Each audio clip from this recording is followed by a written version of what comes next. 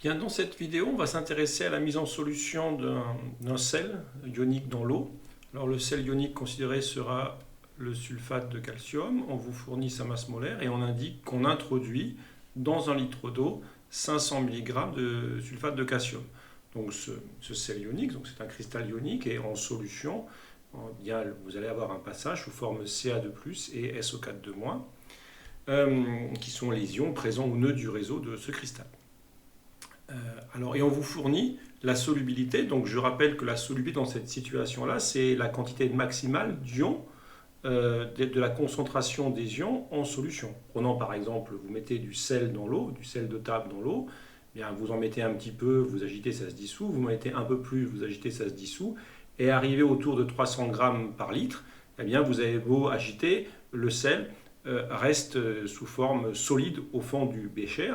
Et donc ça vous donne en fait la quantité maximale de sel qui a pu passer en solution. Et c'est cette quantité maximale qui est associée à la solubilité. Mais cette valeur n'est pas forcément atteinte. Si la solubilité est de l'ordre de 300 grammes par litre pour le sel, si vous mettez 10 grammes de sel dans de l'eau, il se dissout totalement et puis point final. Et vous aurez 10 grammes de sel par litre d'eau en solution, sous forme Na+Cl-. Donc, regardons ici cet exercice. Donc, je pars au départ du cristal solide, le sulfate de calcium, qui se décompose potentiellement en ion Ca2+ et en ion SO4 Donc a priori, on a au départ uniquement le solide et qui se décompose ainsi. Et l'hypothèse qu'on va faire, donc il y a deux hypothèses possibles, soit vous faites l'hypothèse que la dissolution est totale, soit qu'elle est simplement partielle et qu'on a un équilibre, c'est-à-dire qu'il va rester du sel au fond.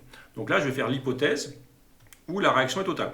Donc je n'aurai pas d'équilibre. Et donc dans cette hypothèse-là, je fais l'hypothèse qu'il ne reste pas de sulfate de calcium dans l'eau. C'est la première exemple que je vous donnais en disant on met un peu de sel de table dans l'eau, on agite et on constate qu'il n'y a plus de solide sel apparent dans le verre ou dans le bécher. Donc je fais l'hypothèse d'une réaction totale. Et si cette réaction est totale, il n'y a donc plus d'équilibre. Et le xi, qui est un xi final, et donc pas d'équilibre, sera égal à N0, et ici aussi on aura xi final qui vaudra N0. Donc, à ce stade, c'est simplement une hypothèse, d'accord?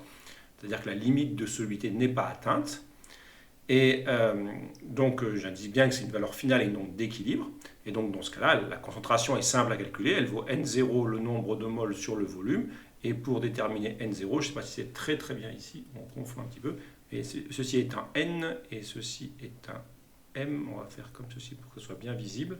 Donc ça c'est, on va le réécrire complètement, ça c'est le M0, la masse qu'on a introduite dans le bécher. Et donc l'application numérique, je prends 500 mg que je convertis en grammes, je divise par 136 grammes par mol, divisé par 1 litre, et j'obtiens 3,7, disons, millimoles par litre. Et on constate que cette valeur de concentration est bien inférieure à la solubilité, c'est-à-dire la valeur maximale. Donc, la valeur maximale n'est pas atteinte, donc vous avez mise en solution complète du cristal et il n'y a pas d'équilibre, donc l'hypothèse d'une réaction totale est tout à fait correcte. Donc, que se passe-t-il concrètement?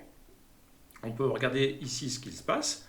C'est simplement qu'au cours de la réaction, bien, vous avez au départ ce produit, le quotient de réaction. Donc le quotient de réaction, c'est l'activité des produits qui ici sont des ions en solution, divisé par l'activité, je peux le réécrire ici, d'accord, en toute rigueur, car l'activité de CaSO4 solide vaut 1 à partir du moment où il est présent. Donc vous avez le quotient de réaction qui s'identifie au produit des concentrations des ions. Au départ, ces concentrations sont nulles, donc bien sûr c'est inférieur au Ks, qui est ce qu'il est. Et vous avez forcément, si QR est inférieur à K, vous avez une réaction dans le sens direct de formation des produits. Donc la réaction se déroule et simplement, une fois que la valeur finale est atteinte, eh bien, vous avez toujours QR est inférieur à K et donc tout le solide. Donc vous allez avoir une réaction dans le sens direct jusqu'à épuisement du réactif solide et ça s'arrête ici. Et vous ne pouvez pas atteindre la limite de solubilité. Alors, dans quel cas on aurait atteint la limite de solubilité? Ici, on voit qu'on a 3,7. Donc 3,7 est un peu plus petit que 4,9. Prenons un autre exemple. Imaginons qu'on n'ait pas mis 500 mg, mais qu'on ait introduit 1000 mg. Dans ce cas-là, il est évident que si on applique le raisonnement précédent, eh bien, la concentration finale serait multipliée par 2, donc elle atteindrait à peu près, disons, 7 millimoles par litre, ce qui est supérieur à 4,9.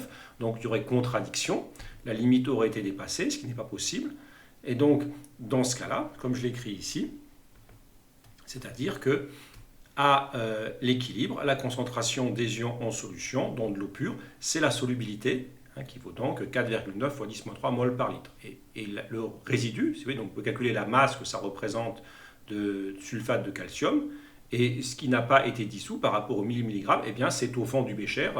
Vous voyez un solide au fond du bécher. C'est l'exemple du sel. Si vous en mettez trop, ça ne peut plus se dissoudre. Voilà. Donc bien faire attention aux deux situations. D'accord ? Quand vous mettez un solide ionique en solution, il y a deux possibilités. Soit vous en mettez suffisamment et l'équilibre est vérifié, vous avez les ions et le solide.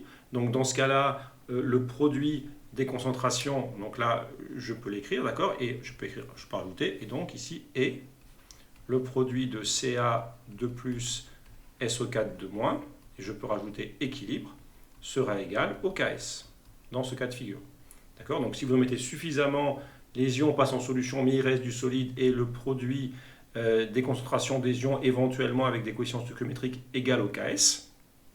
Ici, les deux sont même concentration parce que les coefficients sont les mêmes. Et si vous ne mettez pas assez de solide, le solide se dissocie totalement et la concentration est simplement celle associée à une réaction totale. Voilà.